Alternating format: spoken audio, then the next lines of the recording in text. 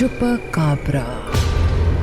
ये कहानी है 1995 की। मेक्सिको के गांव में रियान अपनी पत्नी रोजी और 15 साल के बेटे एलेक्स के साथ रहता था। रियान के पास गांव में सबसे बड़े खेत थे। उसके पास कई जानवर भी थे। एक दिन रियान ने एलेक्स को अपने पास बुलाया। एलेक्स, आज मुझे किसी जरूरी काम से शहर जाना पड़ेगा। तुम सारे जानवरों को चारा डाल देना और हमारे जिमी को घुमाने ले जाना। ठीक है डैड, आप बिल्कुल भी चिंता मत कीजिए। रियान शहर के लिए निकल जाता है। एलेक्स का दोस्त पार्कर उसके घर आता है। एलेक्स, मेरे साथ सर्कस का शो देखने चलेगा? मैंने सुना है कि इस बार की सर्कस पिछले साल से भी ज्यादा अच्छी है। नहीं पार्कर, आज तो मुझे बहुत काम है। जानवरों को चारा डालना है और फिर आज जिमी को मुझे ही टहलाने लेकर जाना है। तो एक काम करते हैं, मैं तेरे जानवरों को चारा डालने में मदद कर देता हूँ और फिर हम जिमी के साथ सर्कस देखने भी जा सकते हैं। जिमी वहाँ कैसे रहेगा? वो लोग इसे थोड़ी ना आने देंगे। हम इसे थोड़ी देर के लिए बांध देंगे और शो भी देख लेंगे। जिमी कुछ नहीं करेगा, वो बहुत ही समझदार है ना जिमी? जिमी ने अपनी पूंछ हिला दी। एलेक्स ये देखकर खुश हो गया। ठीक है, चलो फिर जल्दी से सारा काम खत्म कर लेते हैं। एलेक्स ने पार्कर की मदद से सारा काम खत्म कर लिया और जिमी को लेकर सर्कस देखने के लिए चला गया। मुझे तो बहुत खुशी हो रही है कि हम दोनों पहले ही सर्कस देख लेंगे और फिर सबको बताएंगे। हाँ, बहुत मजा आएगा। एलेक्स और पार्कर सर्कस के पास पहुँचे और उन्होंने जिमी को एक पेड़ से बांध दिया। तभी एक जानवर सा दिखने वाला अजीब सा जंतु उन्हें झाड़ियों के पीछे से देख रहा था।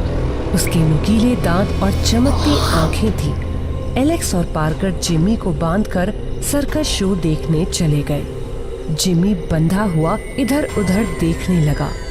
सभी लोग सर्कस के अंदर थे और शो शुरू हो चुका था। जिमी की नजर झाड़ियों से झांकते हुए उस जानवर पर पड़ी। वो जोर जोर से भौंकने लगा और अपने पट्टे को जोर जोर से खींचने लगा। वो अजीब सा जानवर जिमी के सामने आकर खड़ा हो गया। वो जानवर बड़ा ही भयानक दिख रहा था। उसकी आंखें लाल थी और दांत बड़े ही नुकीले थे।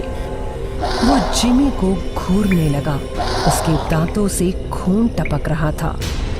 जिमी उसकी तरफ भौंकने लगा और पट्टे को और जोर जोर से खींचने लगा। सर्कस में एलेक्स और पार्कर शो के मजे ले रहे थे। एलेक्स ने पार्कर से कहा, पार्कर, मैं जिमी को देख कर आता हूँ। तुम यहीं बैठो, मैं देख कर आता हूँ। वैसे भी अभी फाइनल शो में तो टाइम है। ठीक है, जल्दी आना।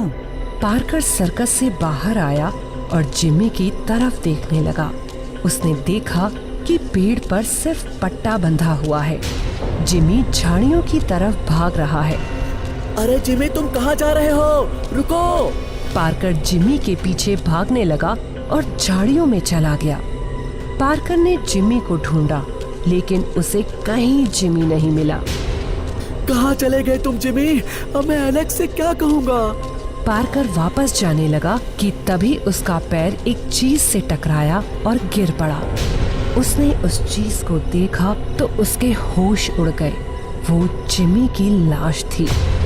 उसकी गर्दन से खून बह रहा था और उसका पूरा शरीर सूख चुका था। पार्कर जिमी को देखकर रोने लगा। ये क्या हो गया तुम्हें जिमी? किसने किया ये तुम्हारे साथ?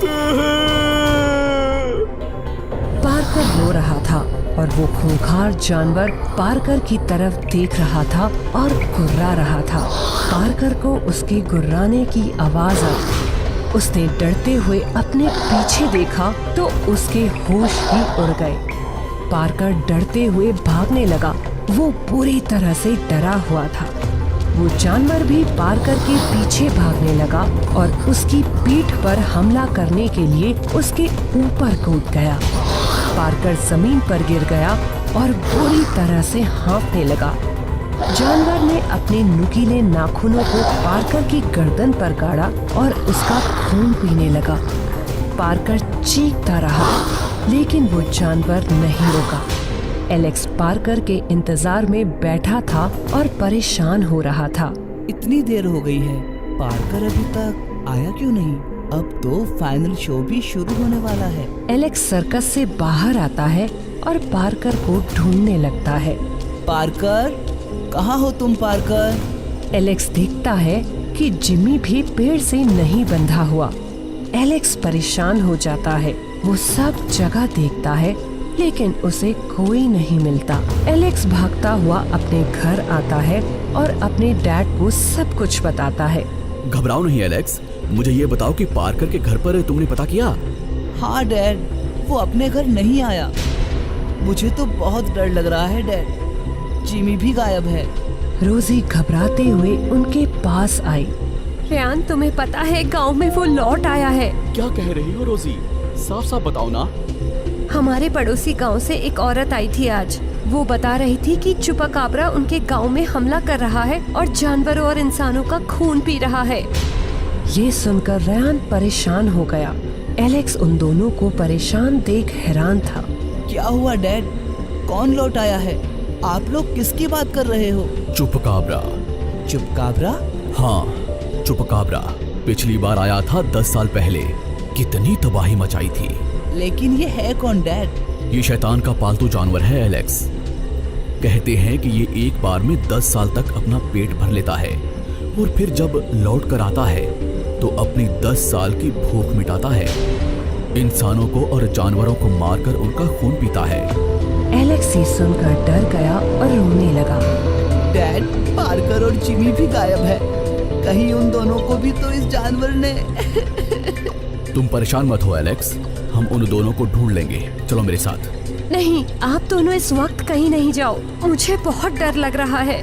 तुम घबराओ मत, बस घर का दरवाजा अच्छे से बंद कर लो।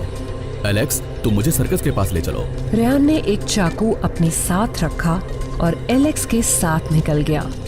चुपाकाब्रा ये सब दूर से देख रहा था।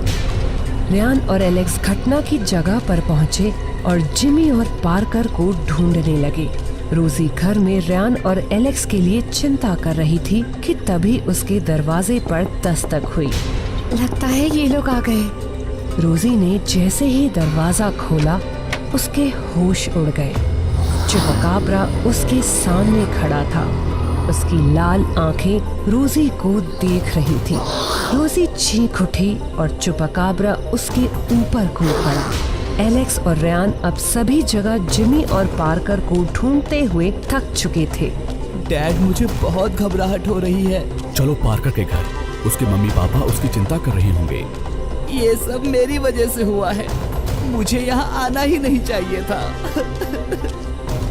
मिल जाएंगे दोनों, चिंता मत करो एलेक्स, चलो।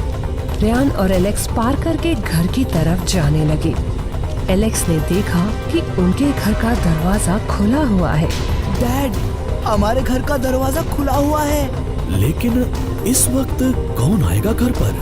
वे दोनों घबराते हुए घर की तरफ पहुंचते हैं और देखते हैं कि खून के धब्बे दरवाजे पर लगे हुए थे। रोजी, कहाँ हो तुम? उन दोनों ने देखा कि रोजी जमीन पर पड़ी है और उसका शरीर सूख गया है। उसकी गर्दन से खून बह रहा है। रेयान और एलेक्स रोजी के पास आते हैं और रोने लगते हैं। चुपाकाब्रा अपना अगला शिकार करने निकल जाता है।